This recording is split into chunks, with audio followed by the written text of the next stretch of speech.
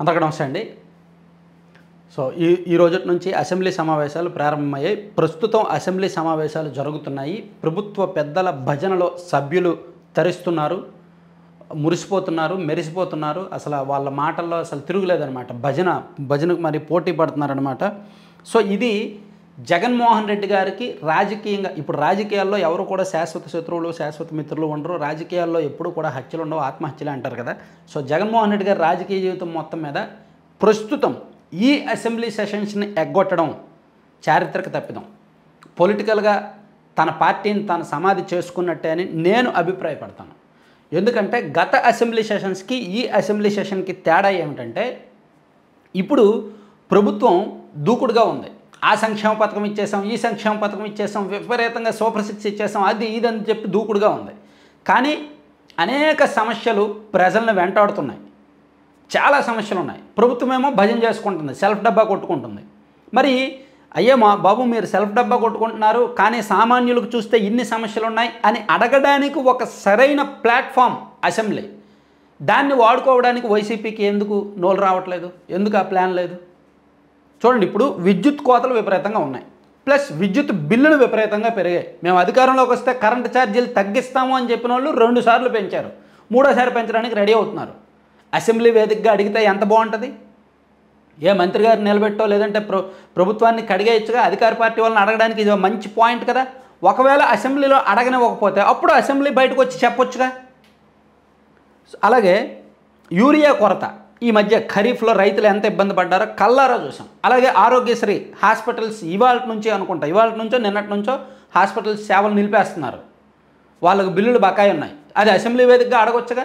మరోవైపు fee reimbursement బకాయిలు 4,500 కోట్లకు పైగా ఉన్నాయి, అవి చెల్లించక కాలేజీలేమో టీసీలు ఇవ్వట్లేదు, సర్టిఫికేట్లు ఇవ్వట్లేదు. అది అడగడానికి అసెంబ్లీ మంచి వేదిక కదా. అలాగే పీపీపీ విధానంలో మెడికల్ కాలేజీలను ప్రైవేటీకరణ చేయడానికి, పీపీపీకి ఇచ్చేయడానికి ఇవాళ టెండర్లు ఇస్తున్నారు. సో 17 మెడికల్ కాలేజీలు కట్టాము మేము, కొన్ని పూర్తి చేసాము, కొన్ని పునాదుల దశలో ఉన్నాయి, వాటిని పూర్తి చేసి పేదలకు ఇవ్వండి, ప్రభుత్వం మెయింటైన్ చేయండి అని అడగడానికి అసెంబ్లీ మంచి వేదిక కదా. వెళ్ళట్లేదు. అలాగే ఎమ్మెల్యేల పనితీరు, ఎమ్మెల్యేల మీద విపరీతమైన అవినీతి ఉంది. అలాగే అర్హులకు పెన్షన్లు తీసేశారు. మొన్న మధ్య నెల రోజుల కింద బాగా వైరల్ అయింది, వికలాంగ పెన్షన్లు తీసేశారు, నోటీసులు ఇచ్చారు చాలామందికి, అదొకటి అడగొచ్చు. అలాగే బెల్ట్ షాపులు, మద్యం విధానం బాగలేదు, మద్యం క్వాలిటీ కూడా అనుకున్నంతగా రావట్లేదు, 99కి క్వార్టర్ అన్నారు, ఇవ్వట్లేదు, ఎక్కడికక్కడ విచ్చలవిడిగా బెల్ట్ షాపులు ఉన్నాయి. ఇలా అనేక సమస్యలు ఉన్నాయి, చాలా సమస్యలు ఉన్నాయి. సాంకేతికంగా ఈ ప్రభుత్వం ఖచ్చితంగా ప్రజల్లో కొంత వ్యతిరేకత మూటగట్టుకునే అవకాశం ఉంది, సరైన వాయిస్ అసెంబ్లీలో వినిపిస్తాయి. కానీ వైసీపీకి ఎందుకో వెళ్ళట్లేదు. ఎందుకంటే వాళ్ళకి ప్రతిపక్ష హోదా ఇవ్వలేదంట. ప్రతిపక్ష హోదా ఇవ్వలేదు కాబట్టి వెళ్ళరంట. ఏమండి, వాళ్ళు 1 గంట మాట్లాడిన అధికార పక్షం వాళ్ళు వీళ్ళు ఒక 5 నిమిషాలు మాట్లాడితే చాలదా? ఈ పాయింట్లన్నీ లేవనెత్తితే చాలదా? దీనికి ప్రతిపక్ష హోదా కావాలా? సబ్జెక్టు మైండ్లో ఉంటే మాట్లాడగలిగితే ప్రతిపక్ష హోదా ఎందుకు? ఒకవేళ అసెంబ్లీలో మాట్లాడడానికి మైక్ ఇవ్వకపోతే అసెంబ్లీ బయటకు వచ్చి మాట్లాడండి. ఎంతసేపు ఆ రికార్డెడ్ ప్రెస్ మీట్లు, మన అనుకునే ఛానల్ వాళ్ళని, మన అనుకునే మీడియా వాళ్ళని తాడేపల్లి క్యాంపస్ పిలిపించడం, చుట్టూ ఒక 10 మందిని పెట్టుకోవడం, రికార్డు ప్రెస్ మీట్ పెట్టడం, దాన్నే లైవ్ ప్రెస్ మీట్గా జనంలో చూపించడం, అదే అలవాటు అయిపోయింది. అదే నా రాజకీయం. అసెంబ్లీలో మాట్లాడాలి కదా. ఇది సరైన సమయం. ప్రభుత్వం అధికారంలోకి వచ్చి 16 నెలలు అవుతోంది, ప్రజల్లో వ్యతిరేకత పెరుగుతోంది, సమస్యలు చుట్టుముడుతున్నాయి. కానీ ప్రభుత్వం మాత్రం సమస్యల గురించి మాట్లాడకుండా సెల్ఫ్ డబ్బా కొట్టుకుంటోంది. ప్రభుత్వాన్ని ఇరుకుని పెట్టడానికి మంచి టైం ఇది ఏ విపక్షానికైనా. దానికేమో ఒక చిన్న లంకి పెట్టి, చిన్నపిల్లలు చూడండి, నాకు చాక్లెట్ ఇస్తేనే స్కూల్కి వెళ్తా, బిస్కెట్ ఇస్తేనే స్కూల్కి వెళ్తానని మారం చేసినట్టు ప్రతిపక్ష హోదా ఇస్తేనే నేను అసెంబ్లీకి వెళ్తా అనడం మాత్రం అవివేకం, అజ్ఞానం. అందుకే తన రాజకీయ సమాధిని తానే తవ్వుకున్నట్లు లెక్క ఈ డెసిషన్తో మాత్రం. సో కంటెంట్ నచ్చితే మాత్రం మీ మిత్రులందరికీ కూడా వీడియో లింక్ షేర్ చేయండి. ఉన్నది ఉన్నట్టు నిర్మోహమాటంగా చెప్పడమే మన ఛానల్ కంటెంట్ ప్రత్యేకత. ఏ పార్టీ అయినా సంబంధం లేదు, నిర్మోహమాటంగానే కంటెంట్ ఉంటుంది.